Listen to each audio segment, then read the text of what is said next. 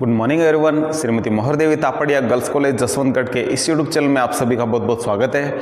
आज जिस टॉपिक पे हम डिस्कस करेंगे वो है प्रोजेक्ट बस्टिंग मेथड से कुछ क्वेश्चन, जिसमें सबसे पहले हमने लिया है क्वेश्चन नंबर 17 नंबर क्वेश्चन हमारे पास। हमें IRR internal rate of return इसमें निकालनी है।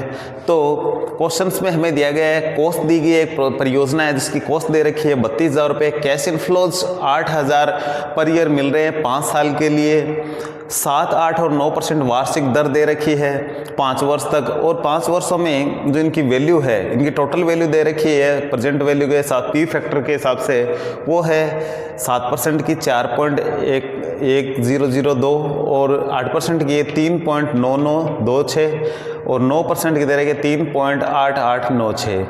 इंटरनल रेट ऑफ रिटर्न हमें ज्ञात करनी है, आंतरिक प्रत्याय दर हमें इसमें है ज्ञात करनी है। तो ये जो क्वेश्चंस है IRR हम निकालने के लिए, इसके 3 चरण होते हैं। सबसे पहले हमें जो चीज़ निकालनी होती है वो होता है प्रथम चरण पीवी फैक्टर निकालते हैं। इसका फॉर्मूला होता है I/C। I इन्वेस्टमेंट है, C है एनुअल एवरेज कैश इनफ्लोज। तो इसमें 8,000 मिल रहे थे, एवरेज में 8,000 मिल रहे हैं। तो इससे सबसे पहले 32,000 में हम भाग लगाएंगे 8,000 का, तो ये आया है 4। तो पी फैक्टर हमारा क्या आया है, 4 आया है। अब हम ये चेक करते हैं कि ये जो पी फैक्टर है, ये जो पी फैक्टर नीचे दे रखे हैं, इनके बीच में किनके बीच में आता है, यानी ये जो परसेंटेज वार्षिक दर दे रखे हैं, इनके नीचे पी फैक्टर भी दे रखे हैं, टोटल इनके 5 साल के, तो इनके बीच में कौन से के बीच में आता है। तो हम देख रहे हैं कि 7 और 8% के बीच में आ रहा है। इसका मतलब हमारी जो IRR है ये 7 और 8 के बीच में परसेंटेज के रूप में आएगी। तो एक्यूरेट कितनी आती है, इसके लिए ये फॉर्मूला हमें अपनाना पड़ता है। इस फॉर्मूले के अनुसार हम निकालेंगे। तो सबसे पहले हमने प्रथम चरण में ये निकाला है। जो द्वितीय चरण है,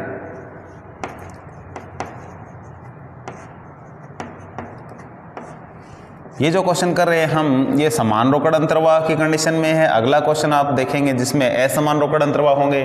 तो समान में सबसे तीनों ही, अच्छा दोनों ही कंडीशन में, यानी समान रोकड़ अंतर्वाह हो या असमान रोकड़ अंतर्वाह हो, यानी कैश इनफ्लोज जैसे कि इसमें 8,000 मिल रहे हैं, जब कैश इनफ्लोज अलग अलग टाइप के मिले थे, कभी 5, कभी 8, कभी 3, कभी 6, इस तरीके से, तो उस कंडीशन में थोड़ा सा फॉर्मूला हमारा चेंज हो जाता है। लेकिन ये जो क्रम ऐसा ही रहता है, थोड़ा सा इसका जो पैटर्न है वो बदल जाता है।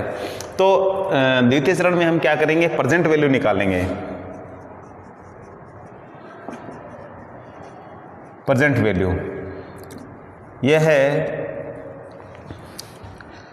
Cash inflows into PV factor.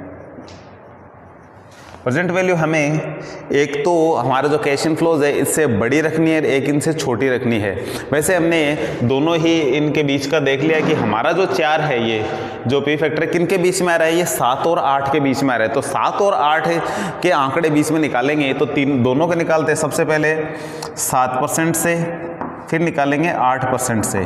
7% है जो LDR है, 8% है ये SDR है। LDR का मतलब होता है लोवेस्ट डिस्काउंट रेट, ये है हाईएस्ट डिस्काउंट रेट, यानी बड़ी दर है ये।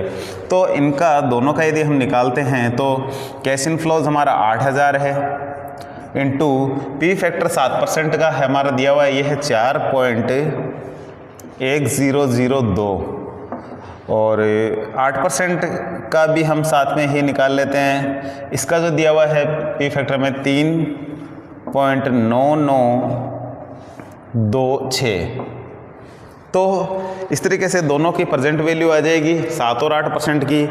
इनको हम एक अलग मान के रूप में मानेंगे जो थर्ड चरण होगा हमारा। तो सबसे पहले हम इनका क्या कर लेते हैं, कैलकुलेशन कर लेते हैं, उसके बाद में आगे बढ़ेंगे। तो कैलकुलेशन करते हैं इसका। तो हमने दोनों का कैलकुलेशन कर लिया है। आप देख रहे हैं कि 7% की जो दर थी उससे उसकी जो वैल्यू है, ये हमने कैश इनफ्लो लिया है, और 7% का जो पी फैक्टर था इससे हमने क्या किया, इससे मल्टीप्लाई किया है। तो ये इसकी वैल्यू आई है 32,801.6। 8% की दर से जो पी फैक्टर से हमने इसको गुणा किया, तो ये आया है 31,940.8। अब इनको हम एक वैल्यू में रखेंगे, अलग नाम देंगे। इससे पहले हमारा थर्ड चरण है, तृतीय चरण है, इसमें चलते हैं। तो तृतीय चरण में हम क्या करते हैं, एक फॉर्मूला लगाते हैं IRR का। ये होता है LDR plus P1 minus O upon P1 minus P2 into HDR minus LDR। तो ये इसका है जो फॉर्मूला है मेन, जिससे हम IRR निकाल लेते हैं। अब आप देखेंगे कि इसमें P1 P2 ये क्या है, LDR HDR क्या है। तो एक बार जो हमने प्रेजेंट वैल्यू निकाली है, इन्हीं में से मैं सभी के आगे लिख देता हूँ, जिससे आप समझ पाओगे क्या है। ये LDR है, लोवेस्ट डिस्काउंट रेट। ये HDR है, हाईएस्ट डिस्काउंट रेट। और ये P1 है, बड़ी वैल्यू आती है। हमने 32,000 रुपये इन्वेस्ट किए थे, उनसे यहाँ एक बड़ी वैल्यू देखने को मिलेगी आपको और एक छोटी वैल्यू देखने को मिलेगी। तो बड़ी वाली P1 है, इसके बाद वाली वो होगी P2।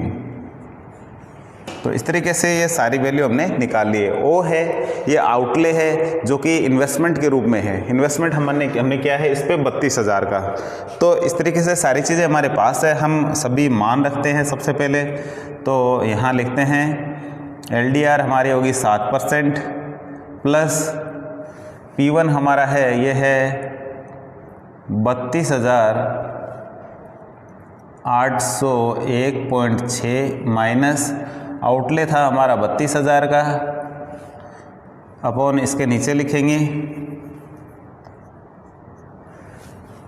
P1 32,801.6 minus 31,940.8 into 8 minus 7। तो ये राशि हमारी इस तरीके से हमने सारी ले ली है और यहाँ लिख दी है। अब यहाँ थोड़ा सा इनको घटा देते हैं।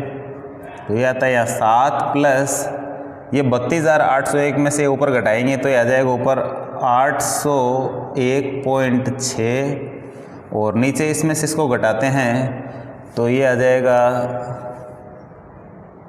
8 पॉइंट, यहाँ रहे 0 0, इसमें से 4 गए 6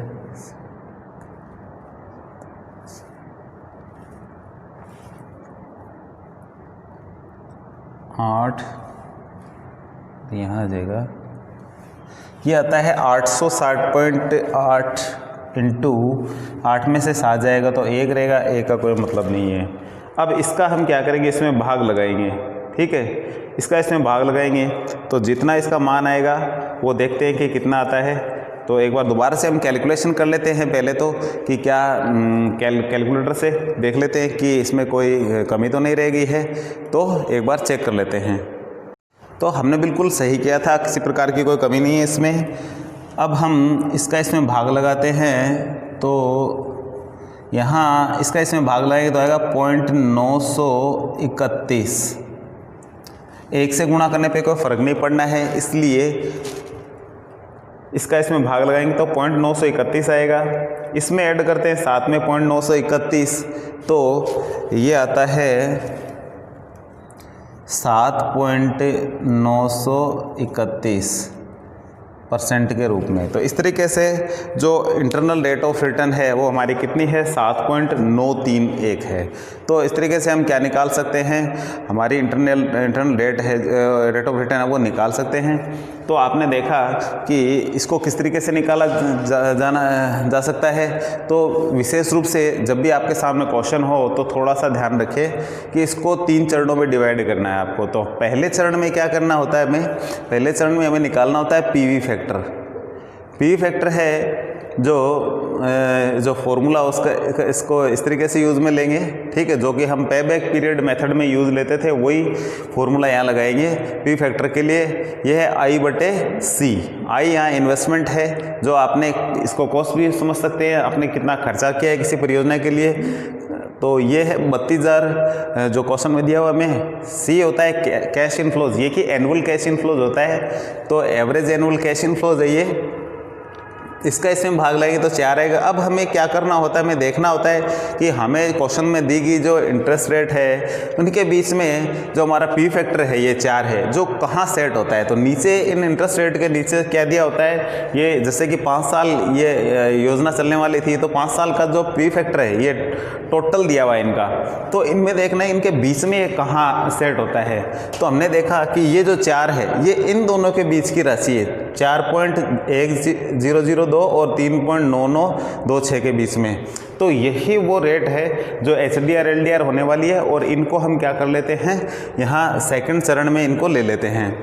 तो 4 से बड़ी और छोटी राशि दोनों ले लेते हैं। तो सबसे पहले LDR आ जाती है, फिर HDR आ जाती है, फिर हम क्या निकाल लेते हैं, प्रेजेंट वैल्यू निकाल लेते हैं इनकी। तो इसके लिए हमें क्या करना पड़ता है, जो पी फैक्टर दिया होता है जो 5 साल का 7% और 8% का, हम क्या कर लेते हैं उनको एनुअल कैश इनफ्लोज से क्या कर लेते हैं, मल्टीप्लाई कर लेते हैं और यहाँ आगे इनका टोटल कर देते हैं। इस तरीके से इसको कहते हैं P1 और इसको कहते हैं P2, और ये लोवेस्ट डिस्काउंट रेट हो जाती है और ये हाईएस्ट डिस्काउंट रेट हो जाती है। और ये फॉर्मूला थर्ड चरण में हम लगाते हैं, इस फॉर्मूले को हम यहाँ आगे काम में लेते हुए क्या निकाल लेते हैं, IRR निकाल लेते हैं, यानी इंटरनल रेट ऑफ रिटर्न निकाल लेते हैं। तो इस तरीके से IRR हम निकाल सकते हैं। ये थी समान रोकड़ अंतर्वाहों की दशा में। नेक्स्ट वीडियो में हम देखेंगे कि असमान रोकड़ अंतर्वाहों की दशा में जो IRR किस तरीके से निकाली जाती है। तो आज की वीडियो में इतना ही, मिलते हैं नेक्स्ट वीडियो में, तब तक के लिए धन्यवाद। अपने वीडियो को लाइक कीजिए, वीडियो को शेयर कीजिए, यदि चैनल को सब्सक्राइब नहीं किया है तो चैनल को सब्सक्राइब करना नहीं भूलें। Thank you.